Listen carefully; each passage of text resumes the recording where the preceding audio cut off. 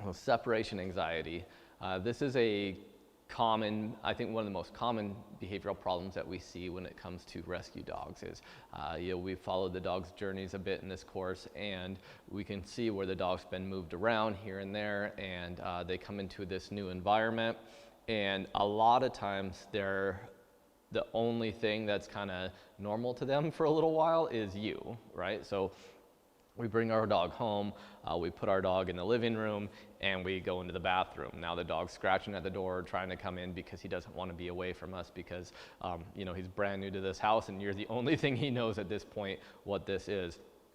We start running into those problems because we do have to go to work, and we leave the dog at home, we go to work, and we have notes on our door that says your dog is howling or barking, or we have some problems in the home where the dog has been scratching or tearing up some furniture, things like that, just because they've been stressed a little bit. So for me, some big ways to prevent that before it starts is ignoring the dog a little bit. That's kind of the first one. It makes us feel good when the dogs rely on us a little bit. We come in and the dog loves us, and we love the dog, and we feel needed. But that just kind of puts fuel on the fire to that separation. What we want to do is give the dog some opportunities to be strong on his own. And this is where it comes from, like little dogs. A lot of times we take the little dog out to a park, and the dog sees a baby stroller or something coming by, and it gets nervous and tries to get up in our lap, and we pick the dog up and make the dog feel comfortable. This can create a lot of problems. So what we want to do is, in these cases, is just kind of ignore that. Allow the dog, if the situation is safe, allow the dog to deal with it. So we bring the dog, we're hanging out at the park or whatever, the baby stroller comes by, as long as everything's safe. Dog might stress a little bit, but I just allow the dog to deal with its stress. As long as it's not hurting itself or it's not going to be dangerous for anybody else, I allow the dog to just kind of deal with it. Baby stroller goes by, everything goes back to normal. And eventually, if we can allow the dog to kind of deal with a few of those situations, the dog can become a little stronger and a little less needy on us. At home, it's kind of the same thing. I want to start showing the dogs some pieces that I'm not always going to be there to give him emotional support. I want the dog to learn how to deal with that stuff on his own some. So when I leave and I return and my dog's really excited to see me, I just ignore him. And I ignore him until he settles in and everything's comfortable.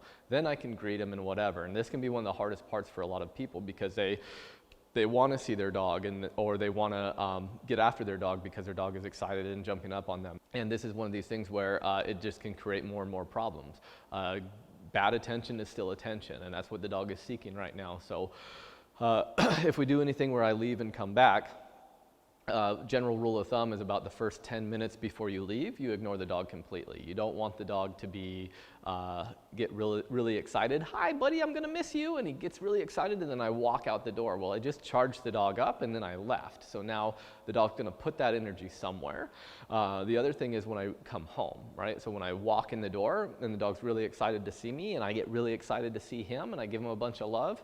Or if I get mad at the dog is jumping on me and I'm in my work clothes and I want to, hey, knock it off, don't jump on me. I'm still giving the dog attention, which is what he's looking for.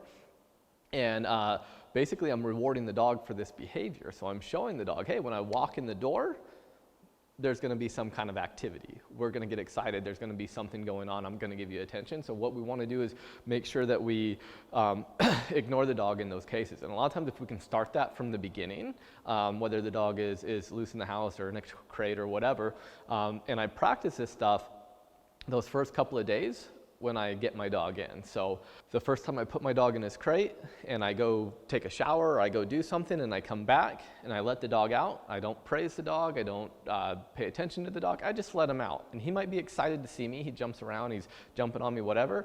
I ignore that behavior for a little while. And once he settles down and realizes that it's not like a big party when he comes out of his crate, or it's not a big party when I walk in the door, then I'll start paying attention to him.